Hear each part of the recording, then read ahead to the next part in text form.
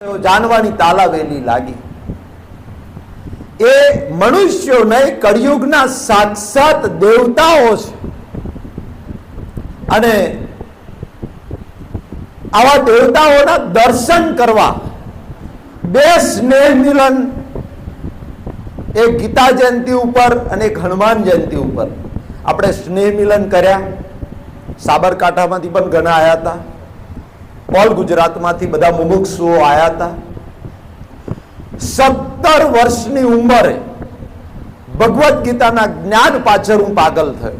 17 વર્ષની ઉંમરે 12મા ધોરણમાં બહુ ફર્યો. અને 11 વર્ષ પહેલા એક ગામઠી ભાષા, તળપદી ભાષામાં 11 વર્ષ પહેલા એક 120 પાનાનું પુસ્તક લખાયું. આજે 14 દેશોની અંદર 50,000 પુસ્તકો એ વંચાઈ રહ્યા છે. બધા લોકો એટલા રિલેક્સ થયા છે. અને જેને સહેલું કરવાનું હતું, 5260 વર્ષ પહેલા કુરુક્ષેત્રના મેદાનની અંદર જે અમૂલ્ય હીરો, કરોડોનો હીરો જે કૃષ્ણ ભગવાને અર્જુનને આપી દીધો, એ સરળ ભાષામાં, ગામથી તળપદી ભાષામાં, સરળ દ્રષ્ટાંતો દ્વારા એ જ્ઞાન સમજાઈ જાય એવું જ્ઞાન 11 વર્ષ પહેલા લખાઈ ગયું. અને જે પેરાસિટામોલની ગોળી, તાવની ગોળી મનહરભાઈ ગળ્યા, મનહરભાઈનો તાવ ઉતરી ગયો. પછી એ જ ગોળી મેં 6 માણસોને આપી, 6 મુમુક્ષુઓ જેને ગીતા જ્ઞાન જાણવાની તાલાવેલી હતી. એવા માણસોને ગોળી આપી. મનહરભાઈ કે, એ 6 જણા કે, મનહરભાઈ અમારો તાવ ઉતરી ગયો. પછી ગામની 50 બહેનોને એ ગોળી આપી. એ બહેનો કે, મનહરભાઈ હવે અમારો તાવ ઉતરી ગયો. પછી મને વિશ્વાસ બેઠો કે ના, આ ખરેખર 650ની પેરાસિટામોલની ડોલોની ગોળી છે.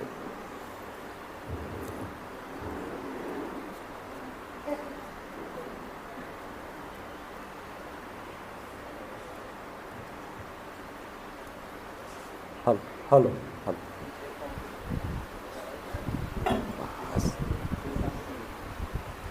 હવે એ તાવ ધીમે બધાનો તાવ ઉતરી ગયો. સાહેબ, આ બ્રહ્માંડની અંદર, ભગવદ્ ગીતાની અંદર જે જ્ઞાન આપ્યું છે, ગૂઢ રહસ્ય આપ્યું છે, એ જ્ઞાનથી ઉપરનું જ્ઞાન આ બ્રહ્માંડમાં નથી. એટલે કૃષ્ણ ભગવાને કદાચ 7મો અધ્યાય જ્ઞાન વિજ્ઞાન યોગ એમાં બોલવું પડ્યું. બીજા શ્લોકમાં, અર્જુન હવે તને વિજ્ઞાન સાથેનું જ્ઞાન કહું છું, જે જાણ્યા પછી આ સંસારમાં બીજું કશું તારે જાણવાનું બાકી રહેશે નહીં. સાહેબ, આવો કરોડોનો હીરો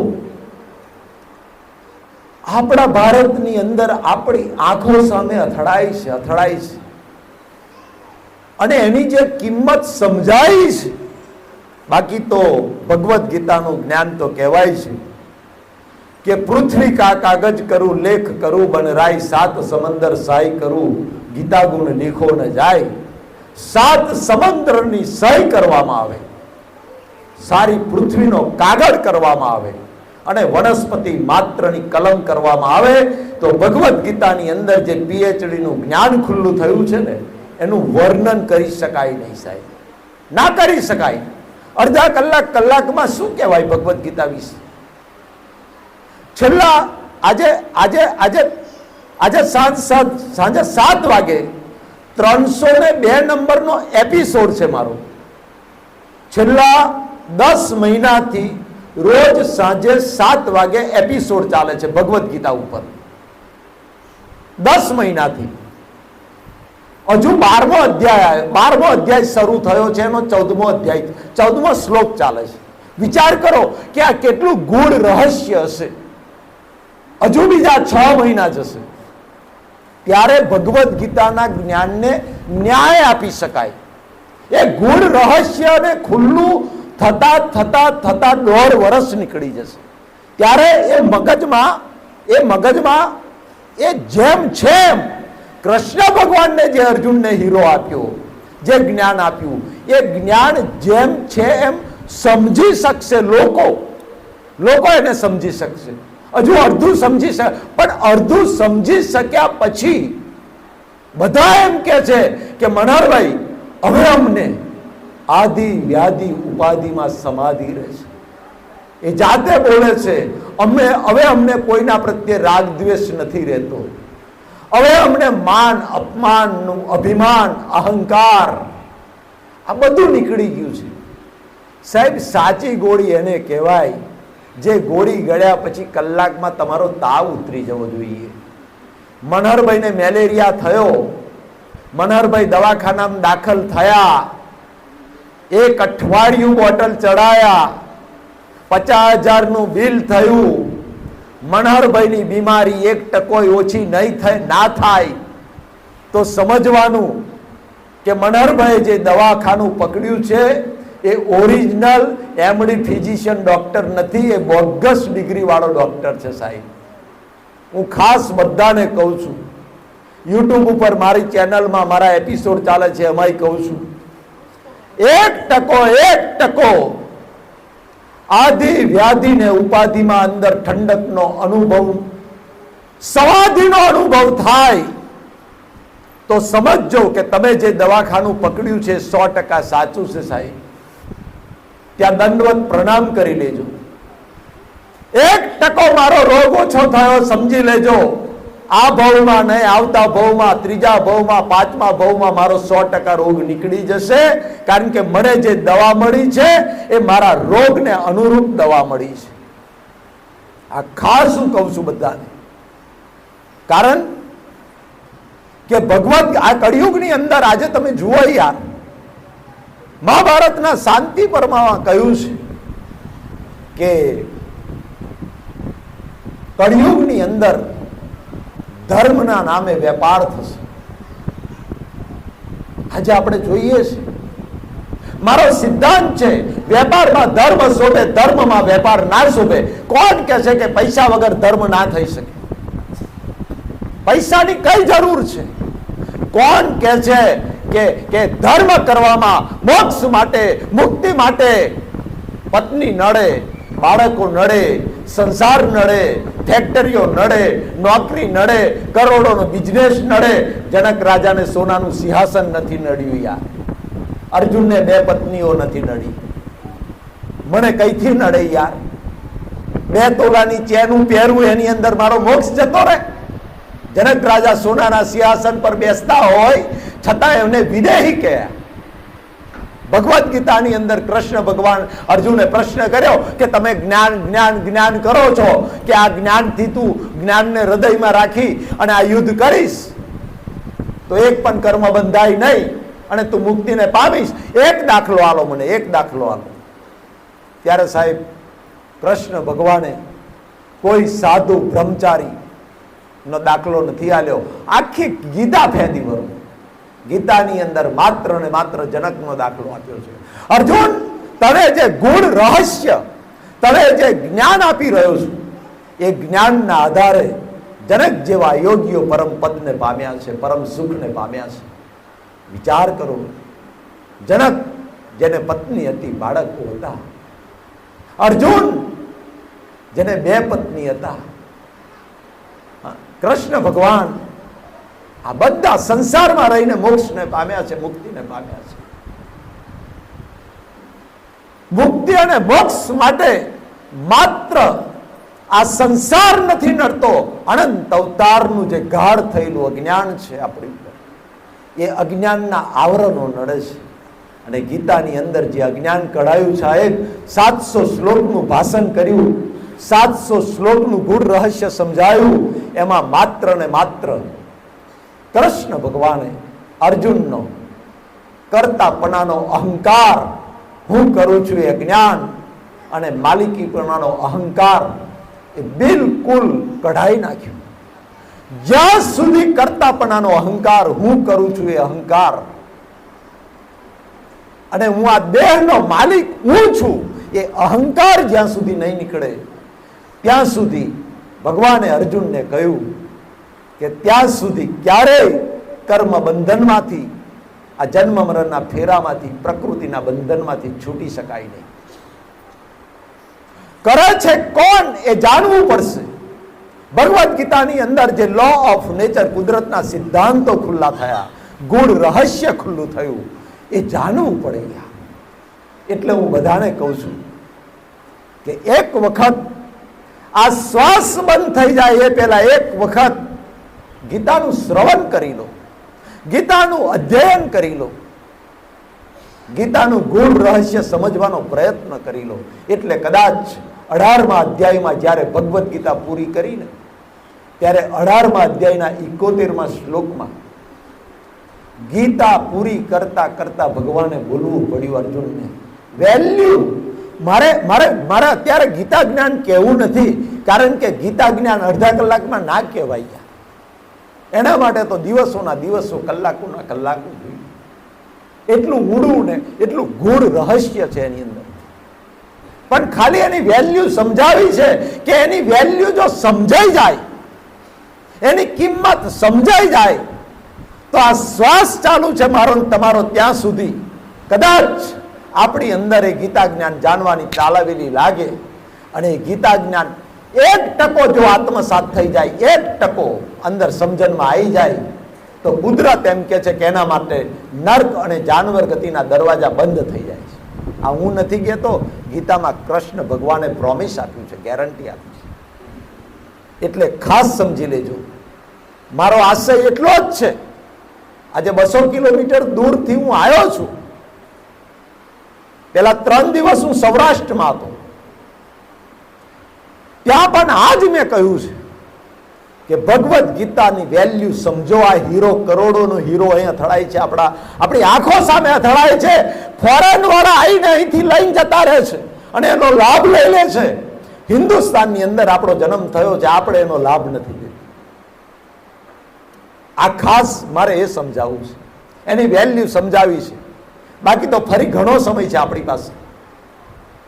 સોશિયલ મીડિયા મારફતે આજે હજારો લોકો 14 દેશોની અંદર આ એપિસોડ જોઈ, અને કુદરતે એક સોશિયલ મીડિયા ટેકનોલોજી આપી છે. મનહરભાઈ અડધો પોણો કલાક ઘરમાં બોલી જાય અને હજારો લોકો સાંજે 7 વાગે એનો લાભ લઈ લે અને ઘેર બેઠા સાંભળે. યાર કેટલો સરસ ટેકનોલોજી કુદરતે આપી છે કે મનહરભાઈ બધે ના રખડવું પડે. હા, મનહરભાઈ ઘેર બેઠા પોણો કલાક બોલી જાય અને 7 વાગે બધા હજારો લોકો આજે ગુજરાતમાં, ગુજરાતની બહાર, MP, રાજસ્થાન, વિદેશમાં, કેનેડા, ઓસ્ટ્રેલિયા, બધા એ સાંભળે. હું કહું છું મનહરભાઈનું કશું નથી. મનહરભાઈ તો as a postman of nature, હું તો યાર કુદરતનો ટપાલી છું, અને કુદરતનો ટપાલી થઈ અને આવ્યો છું 4થા વર્ગનો કર્મચારી. જ્યાં જ્યાં ટપાલ એડ્રેસ મળે છે ત્યાં ટપાલી જઈને ટપાલ નાખે છે. આજે ધામડીનું એડ્રેસ આવ્યું મારી પાસે 4 વર્ષ પહેલા. હીરાભાઈએ 4 દિવસ પહેલા ફોન કર્યો, એટલે આ ધામડીનું એડ્રેસ હતું, એટલે ટપાલ નોખવા આવ્યો છું. ટપાલ વાંચવી ના વાંચવી એ ટપાલીને જોવાનું ના હોય. ટપાલીની ડ્યુટી કેટલી કે ટપાલ નાખીને એન જાતે જતો રહ્યો. એટલે ભગવદ્ ગીતાના 71મા શ્લોકમાં, 18મા અધ્યાયના 71મા શ્લોકમાં સાહેબ કહેવું પડ્યું, અર્જુન, આવનારા કળિયુગમાં મારી તારી વચ્ચે જે સંવાદ થયો, બરાબર સાંભળજો, મારી તારી વચ્ચે જે સંવાદ થયો, જ્ઞાનનો સંવાદ થયો, એ સંવાદ આવનારા કળિયુગમાં માત્ર શ્રવણમ શબ્દ વાપર્યો છે. જે મનુષ્ય એને માત્ર સાંભળશે એ પણ મૃત્યુ પછી ઉત્તમ કર્મો કરનારાની ગતિને પામશે, એમાં સહેજે શંકા નથી. આવું 18મા અધ્યાયના 71મા શ્લોકમાં ગીતા પૂરી કરતા કરતા બોલવું પડ્યું. કેમ? આવનારા કળિયુગમાં લોકો આ જ્ઞાનની વેલ્યુ સમજે. માત્ર આ જ્ઞાનને જે સાંભળશે એ પણ મૃત્યુ પછી ઉત્તમ કર્મો કરનારાની ગતિને પામશે, એમાં સહેજે શંકા નથી. ઉત્તમ કર્મો કરનારાની ગતિ એટલે કઈ? જાનવર ગતિ તો કહેવાય નહીં ઉત્તમ કર્મો કરનાર, એ તો પાશવી કર્મો કહેવાય. એ મારા 300 એપિસોડમાં બહુ ડિટેલમાં બતાવ્યું છે કે પાશવી જાનવર ગતિ ક્યારે મળે એનું વિજ્ઞાન આખું ખુલ્લું કર્યું છે. મૃત્યુનું વિજ્ઞાન આખો 1 મહિનો ચાલ્યું, મૃત્યુનું વિજ્ઞાન 1 મહિનો એપિસોડ ચાલ્યો, એમાં બધું સમજાયું છે આખું.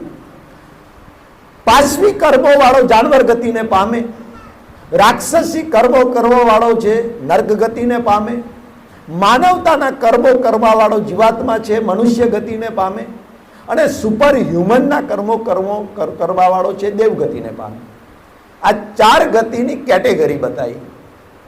પણ ભગવાન એમ કે છે કે મનુષ્ય અવતારમાં જેને આ ભગવદ્ ગીતાનું શ્રવણ કર્યું હશે, અર્જુન તું નક્કી જાણી લે કે મૃત્યુ પછી એ ઉત્તમ કર્મો કરનારાની ગતિને પામશે, એમાં સહેજ પણ શંકા નથી. આવું પ્રોમિસ આપ્યું છે, આવું વચન આપ્યું છે સાહેબ. એનો કહેવાનો ભાવાર્થ ભગવાનનો એ હતો કે આ જ્ઞાન કળિયુગમાં કોઈ પણ મનુષ્ય 1% પણ જો આત્મસાત કરી લેશે તો મૃત્યુ પછી કાં તો એ મનુષ્ય ગતિને પામે કાં તો એ સ્વર્ગ ગતિને પામે. એના માટે નર્ક ગતિ અને જાનવર ગતિના દરવાજા કાયમના માટે બંધ થઈ જાય છે. આ વેલ્યુ બતાવી છે. ભગવદ્ ગીતાની વચમાં 13મો અધ્યાય આવે છે, 2જો અધ્યાય આવે છે, વચમાં જે વાત કરી છે એમાં જે ગેરંટીઓ આપી છે એ આપણે જો સાંભળીએ ને તો આપણી આંખો પહોળી થઈ જાય. અને એ આજે હું વાત કરું છું એ મારી જોખમદારી પર વાત કરું છું. આમાં એક પણ જો અવળો શબ્દ કે ગપ્પું બોલાય તો કુદરતનો ગુનેગાર બનું, મારે નરકે જવું પડે. પાણી જરા. હવે મારે ખાલી વેલ્યુ સમજા, ગીતાનું જ્ઞાન નથી અપાય એવું, ખાલી વેલ્યુ સમજાવું છે. કૃષ્ણ ભગવાને ગીતામાં કઈ કઈ જગ્યાએ આપણા માટે બોલ્યા છે, આપણા માટે. અને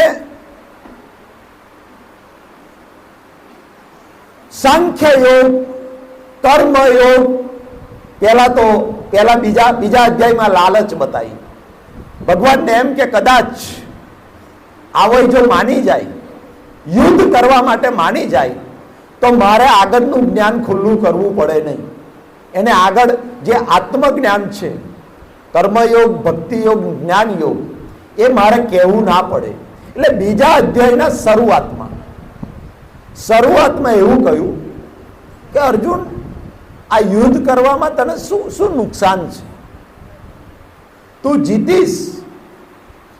જીતીશ તો તને હસ્તિનાપુરની ગાદી મળશે, અને યુદ્ધ કરતા કરતા મૃત્યુ પામીશ, શહીદ થઈ જઈશ તો તને સ્વર્ગ મળશે. બંને બાજુ ફાયદો છે, બંને બાજુ. તો તું લડવાની શું કામ ના પાડું છું? પણ અર્જુન એકનો બે જ ના થયો. અરે કે હું વાડકો લઈને ભીખ માગું, પણ મારે લોહીથી ખરડાયેલા ભોગો ભોગવવા નથી, મારે આ યુદ્ધ કરવું નથી. ત્યારે કૃષ્ણ ભગવાનને એમ થયું કે હવે આ સંસારનું ગૂઢ રહસ્ય, આ બ્રહ્માંડનું ગૂઢ રહસ્ય, અજ્ઞાનના બધા જ આવરણો દૂર કર્યા વગર આ અર્જુન માને એમ નથી. અને પછી એમને જે સડસડાટ, સાહેબ બીજા અધ્યાયમાં એ ના માન્યો.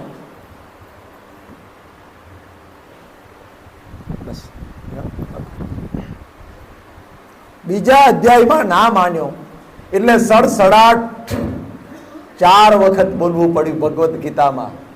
અર્જુન, આ બ્રહ્માંડના જેટલા ગૂઢ રહસ્યો છે એમાંનું સૌથી મોટું ગૂઢ રહસ્ય હું તારી આગળ ખુલ્લું કરું છું. પછી ભગવાન નથી અટક્યા. પછી એમને કહ્યું કે હવે અર્જુન માને એમ નથી, એટલે હવે મારે સંપૂર્ણ બ્રહ્માંડનું ગૂઢ રહસ્ય ખુલ્લું કરવું જ પડશે. અને પછી એ જ બીજા અધ્યાયની અંદર, બીજો અધ્યાય પૂરો થયો સાંખ્ય યોગ, એમાં કહ્યું કે અર્જુન, સ્વર્ગની ઈચ્છા રાખવા વાળા મૂઢ, અવિવેકી અને અજ્ઞાની લોકો છે. વિચાર કરો, ભગવાન જ બોલ્યા છે. પહેલા અર્જુનને એમ કહ્યું કે મરી જઈશ તો સ્વર્ગ મળશે, તને શું નુકસાન છે? એ જ ભગવાન બીજા અધ્યાય પૂરો કરે ત્યારે એમ કે સ્વર્ગની ઈચ્છા રાખવા વાળા અવિવેકી, મૂઢ અને અજ્ઞાની લોકો છે. એટલે મિત્રો, હું બધાને કહું છું કે ક્યારેય સ્વર્ગની ઈચ્છા સપનામાંય ના રાખશો. સપનામાંય કેમ નહીં રાખવી એનું આખું વિજ્ઞાન ખુલ્લું થયું છે, પુસ્તકમાં પણ ખુલ્લું થયું છે. સ્વર્ગની ઈચ્છા કેમ નહીં રાખવી એની પાછળ 2 કલાક જાય. પુસ્તકમાં આખું વિજ્ઞાન ખુલ્લું થયું છે, એપિસોડમાં ખુલ્લું થયું છે.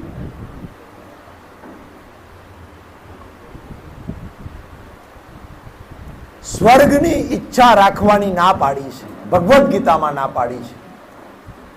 અને પછી જ્ઞાનની વાત કરી. અર્જુન, આ દુનિયાની જેટલી ગુણ વિદ્યાઓ છે, આ બ્રહ્માંડની જેટલી ગુણ વિદ્યાઓ છે, એમાંની સૌથી મોટામાં મોટી વિદ્યા હું તને કહી રહ્યો છું. અને એ જાણ્યા પછી આ બ્રહ્માંડમાં તારે કશું જાણવાનું રહેતું નથી. એટલે મારા પુસ્તકમાં પહેલું જ ચેપ્ટર લખાયું છે, આ બ્રહ્માંડનું છેલ્લામાં છેલ્લું પીએચડીનું જ્ઞાન એટલે ભગવદ્ ગીતાનું જ્ઞાન. એની ઉપર કશું જ નથી સાહેબ. ઈડરનો ડુંગર છે, એ ડુંગરની ઉપર કશું જ નથી, માત્ર આકાશ, આકાશ, આકાશ ને આકાશ. છેલ્લામાં છેલ્લું જ્ઞાન આપી દીધું યાર. અર્જુન, તારે કશું જાણવાનું નથી. બીજું શું કહ્યું એ તમને કહું. અર્જુન, આ જ્ઞાન જાણ્યા પછી તારા માટે વેદો, શાસ્ત્રો, પુરાણો ખોટા છે એવું નથી કહ્યું. વેદો, શાસ્ત્રો, પુરાણો સાચા છે, પણ આ જ્ઞાન જાણ્યા પછી તારા માટે વેદો, શાસ્ત્રો અને પુરાણો એક ખાબોચિયા જેવા છે. સાહેબ, ગીતા વાંચીએ તો ખબર પડે કેમ આવું, કેમ બોલવું પડ્યું. અર્જુન, વેદો, શાસ્ત્રો, પુરાણો તારા માટે ખાબોચિયા જેવા છે, કારણ કે આજે તને અફાટ સમુદ્ર આપી રહ્યો છે. અફાટ સમુદ્ર આપ્યા પછી જે માણસને અફાટ સમુદ્ર મળી જાય અને પછી જે ખાબોચિયામાં છપછપિયા કરે, એના જેવો મૂર્ખો માણસ કોઈ ના. તારા માટે વેદો, શાસ્ત્રો ને પુરાણો ખાબોચિયા છે. પણ ક્યારે? આ જ્ઞાન મળે પછી. આ જ્ઞાન નથી મળ્યું એના માટે તો વેદો, શાસ્ત્રો અને પુરાણો એ સિદ્ધાંત છે, એ શાસ્ત્રો છે, જીવન જીવવાનો આધાર છે, પુણ્ય કમાવાનું સાધન છે. તમે બધા વેદો, શાસ્ત્રો, પુરાણો ભણીને આવ્યા છીએ, એ પાસ કરીને આવ્યા છે. સાહેબ, પીએચડીમાં ગયેલો માણસ કોઈ દાડે એમ ના કહી શકે કે બીજું ધોરણ ખોટું છે. બીજું પાસ કર્યું તો તું ડોક્ટર બન્યો. બાલ મંદિરમાં એકડે ઘૂંટ્યો તા તો પીએચડી ને એમએસ થયો. પીએચડી ના જ્ઞાન પ્રાપ્ત કરવા માટે પહેલા ધોરણમાં તારે એડમિશન લેવું પડે સાહેબ. ડાયરેક્ટ પીએચડી માં એડમિશન ના મળે. એટલે બીજું ધોરણ એની જગ્યાએ સાચું છે અને પીએચડી એની જગ્યાએ સાચું છે. 12મું એની જગ્યાએ સાચું છે.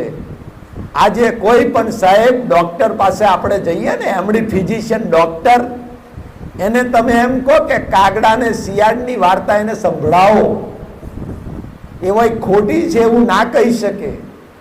અને મારી આગળ જો કોઈ ડોક્ટર એમ કે ને કે કાગડા ને શિયાળની વાર્તા ખોટી છે, તો હું તરત એને કહું, પહેલા ધોરણમાં આ કાગડા ને શિયાળની વાર્તા ભણીને તો તું PhD માં આવ્યો, તું MD ફિઝિશિયન થયો, બાલ મંદિરમાં એડમિશન લીધું, એ ભણ્યો ત્યારે. અત્યારે જરૂર નથી તારા માટે, પણ જ્યારે તું પહેલા ધોરણમાં હતો ને ત્યારે તારા માટે કાગડા ને શિયાળની વાર્તા જ બરોબર હતી. એટલે ભગવાને વેદો અને શાસ્ત્રોને ક્યારેય ખોટા નથી કયા ગીતામાં. કોઈ એમ કે ને કે કૃષ્ણ ભગવાને વેદો ને શાસ્ત્રોની નિંદા કરી છે, ખોટા કયા છે? તદ્દન તારી બુદ્ધિમાં ખામી, તારી સમજવામાં ખામી. ગીતામાં ભગવાને આવું કહ્યું છે, અર્જુન આ જ્ઞાન મળ્યા પછી વેદો અને શાસ્ત્રો તારા માટે ખાબોચિયા જેવા છે, પછી જરૂર નથી. કારણ કે તને અફાટ સમુદ્ર આપી રહ્યો છે. અફાટ સમુદ્ર મળ્યા પછી ખાબોચિયાની જરૂર નથી. આપણી ગામની ભેંસો હોય, ખબર છે આપણે, મોટું પાણી ભરેલું તળાવ હોય અને તળાવની જો ભેંસોને મળી જાય 46 ડિગ્રી ગરમીમાં, તો સાહેબ ભેંસો તળાવવા જ પડે. પણ તળાવ નથી, 46 ડિગ્રીમાં શું કરશે? ભેંસોને ગરમીથી નહીં રહેવાતું સાહેબ, તળાવ નથી. અને કોઈ કાદવનું ખાબોચિયું હશે, નોનું કોતેડું હશે, હા, નોનું નારકોળું હશે, અને એમાં પાણી ભરેલું હશે, તો બિચારી ભેંસો શું કરશે? તળાવ નથી એટલે તો એમ જ પડશે ઠંડક મેળવવા માટે.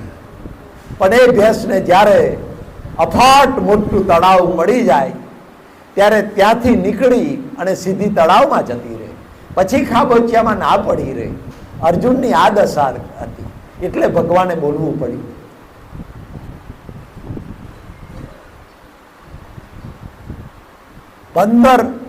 પંદર વર્ષની ઉંમરે મેં પણ સાહેબ 4 વેદો ને 18 પુરાણ વાંચી કાઢેલા. 15 વર્ષની ઉંમરે, 10મા ધોરણમાં હતો ત્યારે. પણ આજે અફાટ સમુદ્ર મળ્યા પછી હવે એની જરૂર નથી. જ્યાં સુધી હતી ત્યાં સુધી હતી, પણ હવે મને અફાટ સમુદ્ર મળી ગયો છે.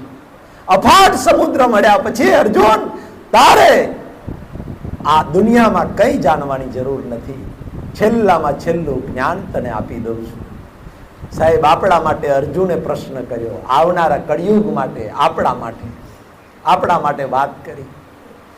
ભગવાન તમે આ જ્ઞાનના બહુ વખાણ કરો છો, આ જ્ઞાન હૃદયમાં રાખી કર્તાપણાનો અહંકાર કાઢી નાખ, માલિકીપણાનો અહંકાર કાઢી નાખ.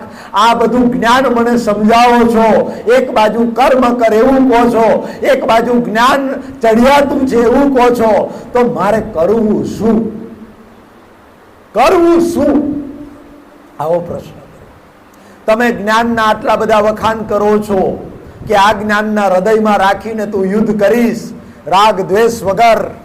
અર્જુન આ સંસાર વૃક્ષના 2 દોરી મૂળ છે, રાગ અને દ્વેષ. જ્ઞાન રૂપી તલવારથી આ 2 થડિયાને કાપી નાખ, આ સંસાર વૃક્ષ એની મેળે સુકાઈ જશે. અને આપણને ખબર છે, આપણે કોઈ પણ ઝાડ હોય ને, બાવરિયાનું ઝાડ કોંટાવાળું, સારું ઝાડ તો ઓબો કે બીજું હોય તો આપણે ના કરીએ, પણ બાવરિયાનું ઝાડ આપણા શેઢા પર હોય, ખેતરના શેઢા પર, આપણે બધા ખેડૂતો છીએ, એનો વંછો થતો હોય, કોંટા પડતા હોય, કોંટા વાગતા હોય, હાલો બાવરિયો કાપવો છે, બાવરિયા પર ચઢે કુન, બાવરિયાને ઉપરથી કાપવો હોય, ડાળીઓ કાપી પર ચઢે કુન, હવે બાવરિયાને આપણે કાઢી નાખવો છે, હુકવવો છે, તો કોક એવો આવે જોનકાર તો સહેલો રસ્તો બતાવે. શું કોમ મનહરભાઈ મરી જાવ છો યાર? આ બાવરિયા ઉપર ચડવા વાળો મોન નહીં મળે તમને, કારણ કે ઉપર કોંટા વાગે. કંટાળી ગયો બાવરિયાથી, કોંટાથી. તે પેલો કે કશું ના કરશો યાર, એક મજૂર કરી દો અને થડિયું ગોદી કાઢો, 5-7 ફૂટ થડિયું ગોદી કાઢો, અને એનું ધોરી મૂળ હોય, મેઇન ઝાડનું મેઇન મૂળ હોય એનું મોઢું, બસ એને કાપી નાખો અને એસિડ ને મીઠું ભભરાઈ દો ભાઈ, રેડી દો એસિડ ને મીઠું અને ધોરી મૂળ કાપી નાખો. પછી અઠવાડિયા પછી જોજો આ બાવરિયો હુકાઈ જશે, બધું તમારે ખલાસ થઈ જશે. બસ આ જ રસ્તો બતાવ્યો. અર્જુન, આ સંસાર વૃક્ષની ધોરી મૂળ રાગ અને દ્વેષ બે ધોરી મૂળ છે. જ્ઞાન રૂપી તલવારથી હું તને જે જ્ઞાન આપું છું, કયું જ્ઞાન? 18 અધ્યાયનું જ્ઞાન, 700 શ્લોકનું જ્ઞાન. એ જ્ઞાનની તલવાર દ્વારા એ બંને ધોરી મૂળને કાપી નાખ. આ જન્મ મરણના ફેરા, આ સંસાર વૃક્ષ એની જાતે સુકાઈ જશે. એટલે ભગવાનને જ્યારે પ્રશ્ન કર્યો આપણા માટે, ભગવાન તમે જ્ઞાનના બહુ વખાણ કરો છો, બહુ વખાણ કરો છો કે દ્રવ્ય યજ્ઞ કરતા જ્ઞાન યજ્ઞ ચઢિયાતો છે. આ જ્ઞાન જેવું પવિત્ર કરનારું આ સંસારમાં બીજું કશું જ નથી એવું તમે કહો છો. તો મને એમ કહો કે કોઈ પણ માણસને આ જ્ઞાન જાણવાની તાલાવેલી લાગે, તાલાવેલી, કે મારે ગીતાનું જ્ઞાન જાણી લેવું છે, જાણી લેવું છે, આવો મોહ જાગે. ગીતાનું જ્ઞાન જાણવું છે, જાણવું છે, એવો મોહ જાગે. કેવો મોહ? સમજો બરાબર.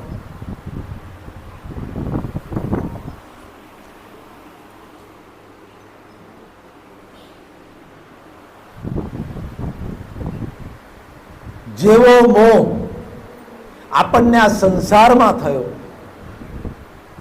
અનંત અવતારથી આપણને આ સંસારનો મોહ, કોઈને સત્તાનો મોહ હોય, કોઈને પૈસાનો મોહ હોય, કોઈને દેહાધ્યાસ હોય, શરીરનો દેહ હોય, દેહાધ્યાસ હોય. આ મનહરભાઈ એ જ હું છું. અત્યાર સુધી મનહરભાઈનું પૂતળું એ જ મારું મોણી બેઠેલો. અનંત અવતારનો દેહાધ્યાસ, એને અજ્ઞાનને જન્મો જન્મ ગાઢ કર્યું. જન્મ થયો ત્યારે બાળક, થોએ નોમ પાડ્યું એટલે એક અજ્ઞાન ઊભું કર્યું.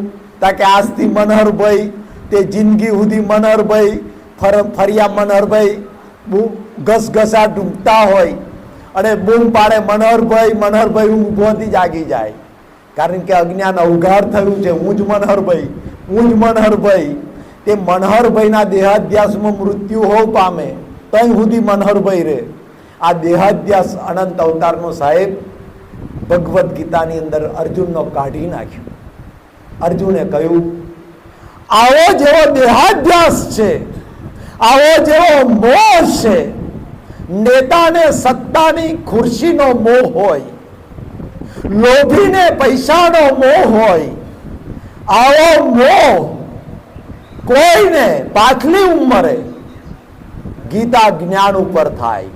જો આવો મોહ થવો જોઈએ, આવો મોહ, આવી તાલાવેલી જાગે, ઊભી થાય અંદર કે ના, મારે તો ગીતા જ્ઞાન જાણી લેવું છે. મારો શ્વાસ બંધ થઈ જાય ત્યાં સુધી ગીતા જ્ઞાન જાણી લેવું છે, જાણી લેવું છે.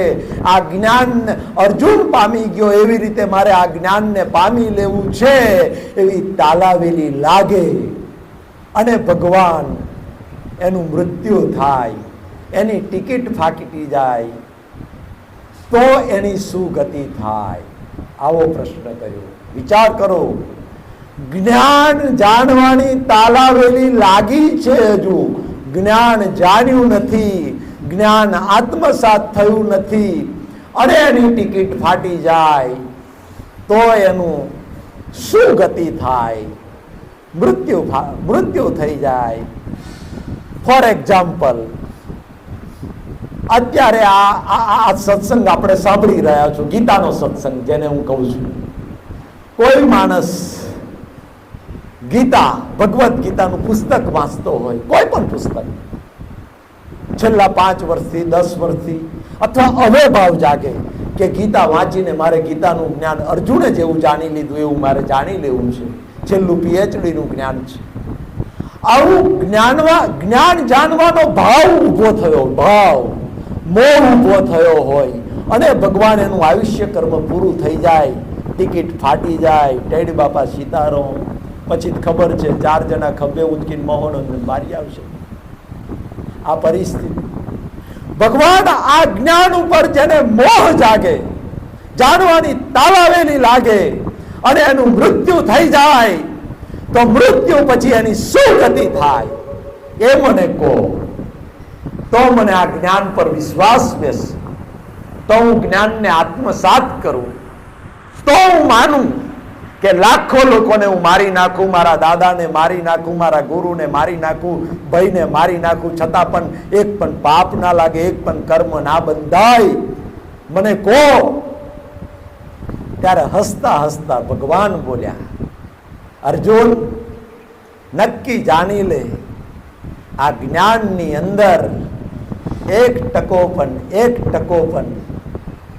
એક ડગલું બોલ્યા છે ગીતાની અંદર, સહેજ પણ એક ડગલું ચાલ્યો છે જ્ઞાનની અંદર.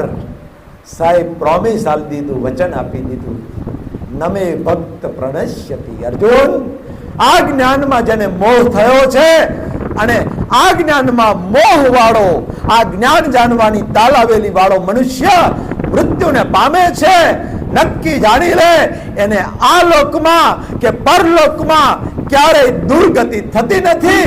આવું પ્રોમિસ આપી દીધું છે ભગવદ્ ગીતાની અંદર. સાહેબ પછી અર્જુને પ્રશ્ન કર્યો કે એની દુર્ગતિ નથી થતી, તો પછી એની કઈ ગતિ થાય છે મને કહો.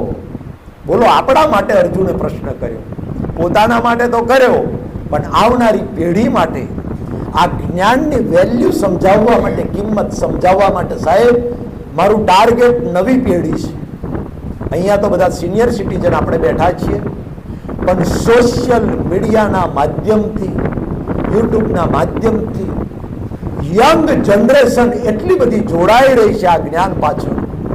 આ જ્ઞાનને એટલી રવિવારે 8 વાગે 8:30 મારો લાઈવ સત્સંગ હોય છે, લાઈવ સત્સંગ ઝૂમ ઉપર.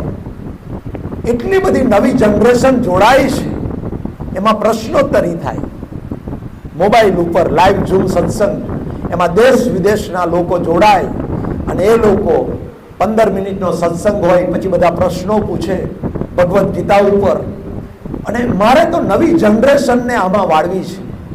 આપણે તો હવે માની લો કે પાક્યું ફોન ક્યારે ખરી પડે કહેવાય નહીં, વળતો પાણી છે આપણો. પણ આપણી પેઢી, આપણા દીકરાઓ, એમના હાથમાં પણ ભગવદ્ ગીતા હોય પાછલી જિંદગીમાં, અને હજારો લોકોને સમજાવે. એ ભાવના છે મારી એક જ ભાવના છે. મારો કોઈ સ્વાર્થ નથી. હું તો યાર આખા જગતનો શિષ્ય છું, કુદરતનો ટપાલી થઈને આવ્યો છું.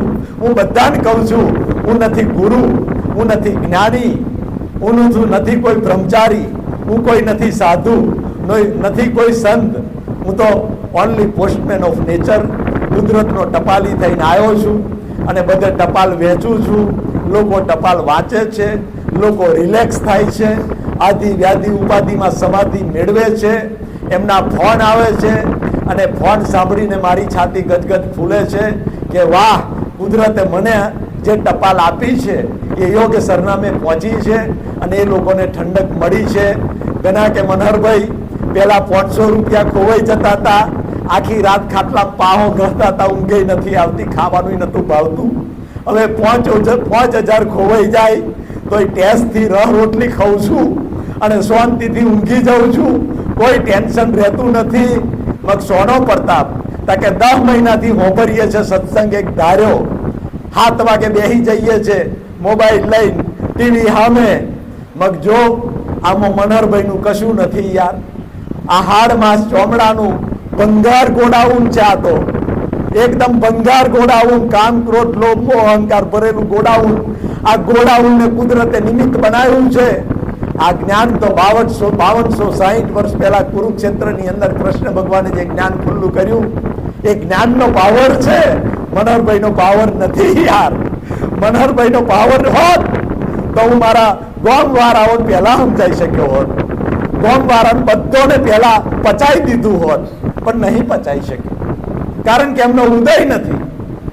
ગોમમાંથી 6 જણ જ પાક્યા, 1500 માંથી 6 જણ પાક્યા કે જેને આ જ્ઞાનને ખુલ્લું કર્યું. આજે નહીં, 11 વર્ષ પહેલા આ જ્ઞાન ખુલ્લું કરનાર 6 જણ મારા ગામના. રાતે સાહેબ મારા મેળા પર રાતે 2:30 વાગ્યા સુધી બેસતો હતો. સવારે 10 વાગે સ્કૂલે જવાનું, પિરિયડો લેવાના, રાતે પાછો 2:30 વાગ્યા સુધીનો ઉજાગરો. પણ મારી એક જ ભાવના હતી કે જે જ્ઞાનને હું પામ્યો છું એ જ્ઞાનને આખી દુનિયા પામે. અને 6 જણના આજે લાખો લોકો પામી રહ્યા છે. મને આનંદ થાય છે કે મારો મનખા દેહ, મારો જે ફેરો છે એ સફળ થઈ ગયો. અને મારું આ ગીતાનું જ્ઞાન વધારે ફેલાવો થયો હોય તો આ ઈડર પ્રત્યે મારા ગયા ભવનું લેણું છે સાહેબ. ગયા ભવનું ઋણાનુબંધ છે. જયસિંહ બાપુ પ્રત્યે પણ ગયા ભવનું ઋણાનુબંધ છે. એટલે મારું આ જ્ઞાન ખુલ્લું કરવામાં સૌથી વધારે ભાગ ભજવ્યો હોય તો આ ઉત્તર ગુજરાતે, અને એમાં ઈડરે બહુ 5 વર્ષથી ઘણા સત્સંગો થયા હિંમતનગરની પટ્ટી સુધી, અને ભવિષ્યમાં થતા રહેશે. એટલે ભગવાને પ્રશ્ન કર્યો, અર્જુને પ્રશ્ન કર્યો કે શું ગતિ થાય? તમે કહો છો. અર્જુન બોલ્યા, ભગવાન ઉનાળાની અંદર આકાશની અંદર જેમ વાદળ હોય, વાદળ આકાશમાં ઉનાળામાં આપણે છૂટું છવાયું વાદળ જોઈએ, થોડીક વાર પછી એ વાદળ ખલાસ થઈ જાય, એનું અસ્તિત્વ ખલાસ થઈ જાય. એવી રીતે શું એ મનુષ્યની દુર્ગતિ થાય? મૃત્યુ પછી દુર્ગતિ થાય? ના દુર્ગતિ થાય તો શું ગતિ થાય? એકો આપણા માટે આહો બોલાવી દીધું, આહો બોલાવી દીધું. ભગવાને આટલું તો કહ્યું કે એની દુર્ગતિ થતી નથી. દુર્ગતિ નથી થતી એટલે જાનવર ગતિ, નરક ગતિના દરવાજા બંધ થઈ જાય. એને જવું હોય તોય ના જવાય. તો શું ગતિ થાય કો? આટલાથી અર્જુનને સંતોષ ના થયો. ભગવાને 2 ગતિ કહી. બરાબર સાંભળજો. જો